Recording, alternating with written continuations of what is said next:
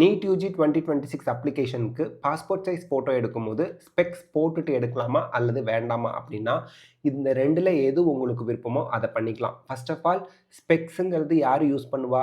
ஐ power, தூரப்பார்வை கிட்ட பார்வை இருக்கவங்க தான் ஸ்பெக்ஸ் யூஸ் பண்ணுவாங்க.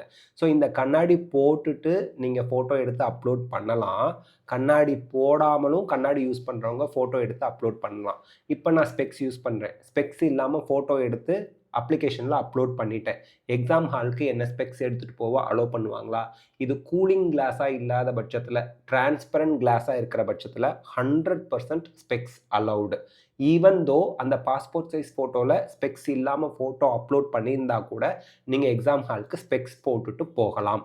ஸோ திருப்பி சொல்லிடுறேன், என்டிஏவோட இன்ஃபர்மேஷன் புல்லட்டினில் என்ன கொடுத்துருக்காங்க நீட் 2026 அப்ளிகேஷனில் பாஸ்போர்ட் சைஸ் ஃபோட்டோ அப்லோட் பண்ணும்போது கண்டினியூஸாக ஸ்பெக்ஸ் யூஸ் பண்ணுறவங்க தாராளமாக ஸ்பெக்ஸ் போட்டு ஃபோட்டோ எடுத்து அப்லோட் பண்ணலாம்.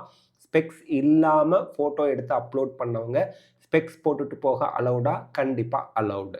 ஸோ ஸ்பெக்ஸ் போட்டுட்டும் ஃபோட்டோ அப்லோட் பண்ணலாம், கண்ணாடி போட்டுட்டும் ஃபோட்டோ அப்லோட் பண்ணலாம், கண்ணாடி போடாமலும் அப்லோட் பண்ணலாம். ஸோ இதில் எந்த மாற்று கருத்தும் இல்லை. இதை பற்றி நம்ம ரொம்ப ஒரி பண்ணிக்க தேவையில்லை.